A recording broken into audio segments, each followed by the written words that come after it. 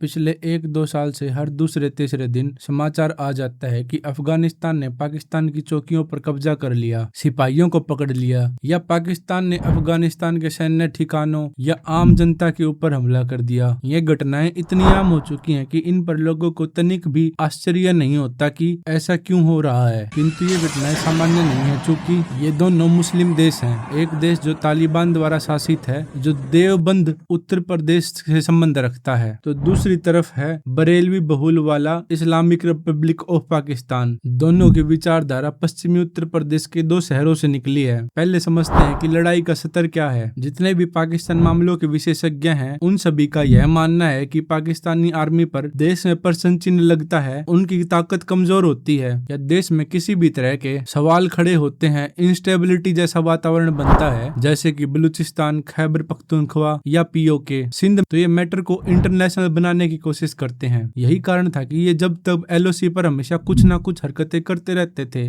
जैसे गोलीबारी, भारतीय जवानों का सिर काट कर ले जाना या घुसपैठ। तब ये उनके लिए सर्वोत्तम स्थिति थी, क्योंकि उनके अनुसार भारत एक मुशरिक और बुतप्रस्त देश है। तो ये बाकी अन्य सभी विषयों से ध्यान हटाने के लिए भारत पर आक्रमण कर देते थे, जिससे बाकी सभी समस्याएं बैकसीट ले लेती थी। किंतु पिछले कुछ समय से भारत छोटे एस्केलेशन का जवाब भी बड़ी कार्रवाई से करता है। तो बचे 3 देश, चीन, जहां पाकिस्तान कभी ऐसा करने की सोच भी नहीं सकता, ईरान मिडिल ईस्ट या कहें वेस्ट एशिया का देश है, तो उस जगह जाने से बचता है ताकि वह मिडिल ईस्ट की पॉलिटिक्स में इन्वॉल्व न हो। फिर बचा अफगानिस्तान। इसलिए इनके साथ लड़ाई करना सबसे सुगम लगता है पाकिस्तान की आर्मी को। पर क्योंकि दूसरे देश पर आक्रमण करना है, तो उसके लिए कारण भी देना होता है। इसलिए यहाँ बहाना बनाया जाता है कि अफगान तालिबान टीटीपी यानी तहरीके तालिबान पाकिस्तान को सपोर्ट करता है तथा इसके जरिए पाकिस्तान में उग्रवाद या आतंकवाद फैलाता है। ये तो हुई हालिया बात, पर यह लड़ाई ऐतिहासिक है। अभी दोनों देशों के बीच जो सीमा है उसे डूरंड लाइन कहा जाता है। ये 2600 किलोमीटर लंबी है,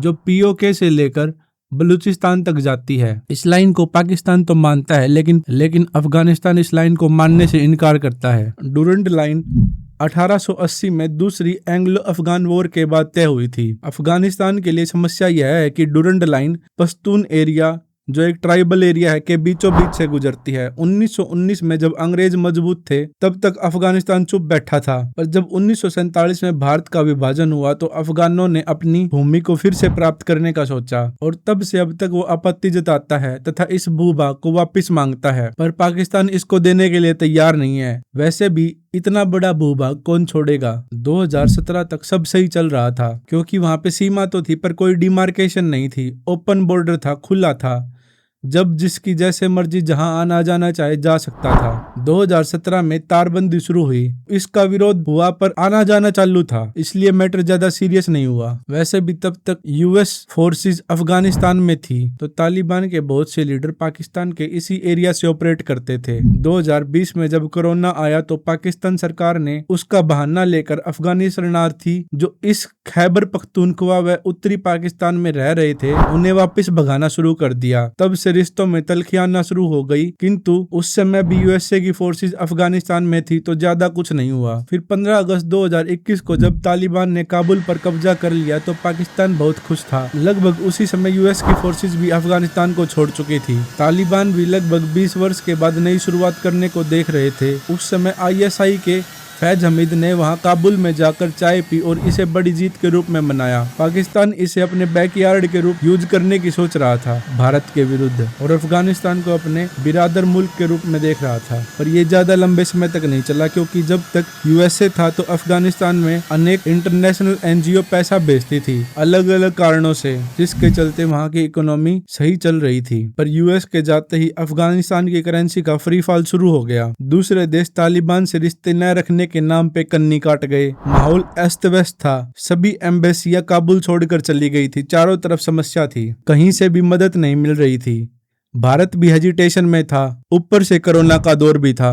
नेचुरल डिजास्टर भी अफगानिस्तान के ऊपर बहुत ज्यादा कहर बरपा रही हैं। 2022 से लेकर अब तक अफगानिस्तान को 2-3 बार 6.3 मैग्नीट्यूड से ऊपर के भूकंप के झटकों को महसूस करना पड़ा। एक बार 2022 में 23 में, जिसमें ऑफिशियल डाटा में 3 से 4 हजार लोग हर बार मारे गए हैं और विस्थापित और इंजर्ड लोगों की संख्या का तो कोई अंदाजा नहीं है। और वहां पे फ्लैश फ्लड्स ने भी काफी तबाही मचाई, जिसके चलते भारत मदद के लिए आगे आया। भारत अनाज, दवाई, अन्य राहत सामग्री पीड़ितों तक पहुंचाना चाहता था, लेकिन सीधी सीमा न होने के चलते भारत अफगानिस्तान पहुंचने के लिए पाकिस्तान के जरिए ही जा सकता था। अब पाकिस्तान तो फिर वही, उसे अपनी हरकत दिखानी ही दिखानी, भारत को रास्ता अलाउ नहीं किया। अब तालिबान जैसा भी हो सत्ता में बैठा है अफगानिस्तान की, उसे देश चलाना है, और जब देश के हालात ऐसे हों तो वो भारत से सहायता निश्चित रूप से चाहता था, जो पूरे विश्व में अकेला सहायता के लिए खड़ा था अफगानिस्तान की। पर पाकिस्तान ने अड़ंगा डाल दिया। फिर भी भारत ने चाबहार पोर्ट के रास्ते से थोड़ा बहुत कुछ सामान भेजा, पर यह इंसिडेंट अफगानिस्तान के आम लोगों के मन में घर कर गया। इस सब के बीच पाकिस्तान बार बार अफगानिस्तान पर टीटीपी को सपोर्ट करने को लेकर आक्रमण करने लगा तथा उसने अफगानिस्तान के साथ ट्रेड भी बायकॉट कर दिया, और जो एसेंशियल आइटम की सप्लाई पाकिस्तान के रास्ते से अफगानिस्तान को होती थी उसे बंद कर दिया। इससे दोनों देशों के रिश्तों में और ज्यादा तनाव आ गया। पाकिस्तान के बार बार हमला करने से तालिबान ने पाकिस्तान की अनेक चौकियों पर कब्जा कर लिया और 100 से अधिक सैनिक मार दिए, कई बंधक बना लिए और उनकी पैंट काबुल के चौराहों पर टांग दी बेचने के लिए। ये पाकिस्तान के लिए ह्यूमिलेटिंग था। इसके बाद पाक आर्मी ने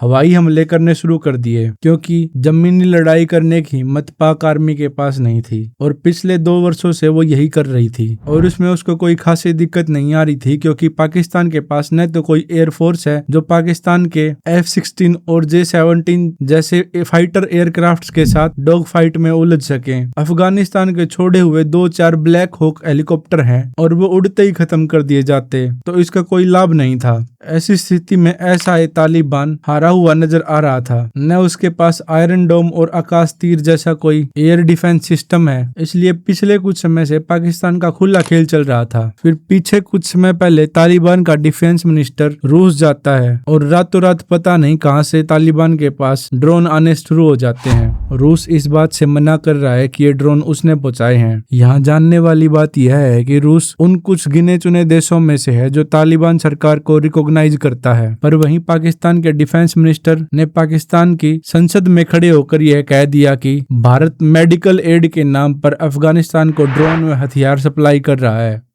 हालांकि भारत और तालिबान दोनों ने इसे डिनाई कर दिया, पर यहाँ सोचने वाली बात यह है कि पाकिस्तान के पास चाइना के HQ-9 जैसे एयर डिफेंस सिस्टम होते हुए भी अफगानिस्तान पाकिस्तान पर ड्रोन हमले कर कैसे पा रहा है, और तहरीके तालिबान पाकिस्तान ने अलग तबाही मचा रखी है। यह पाकिस्तान के पंजाब प्रांत को हिट कर रहा है। वहीं जवाब के तौर पर पाकिस्तान भी ISIS खुरासान के जरिए अराजकता लाने की कोशिश कर रहा है अफगानिस्तान में। बीच में चाइना ने भी इन दोनों देशों के बीच समझौता करवाने की कोशिश की थी और CPEC China Pakistan economic corridor को आगे काबुल तक ले जाने की बात की थी, पर यह प्रयास विफल रहा। सभी भू राजनीतिक विशेषज्ञ कह रहे हैं कि दोनों देशों की ऑल आउट वॉर कभी भी शुरू हो सकती है, पर फिलहाल मुझे ऐसा नहीं लगता। तालिबान पाकिस्तान को TTP के जरिए अंदर से तंग करता रह सकता है। अभी तक की स्थिति यही है, पर समय कब करवट ले ले किसी को कुछ नहीं पता। पर आप हमारे चैनल को सब्सक्राइब कर लें ताकि आपको क्यों पर लगातार जानकारी मिलती रहे।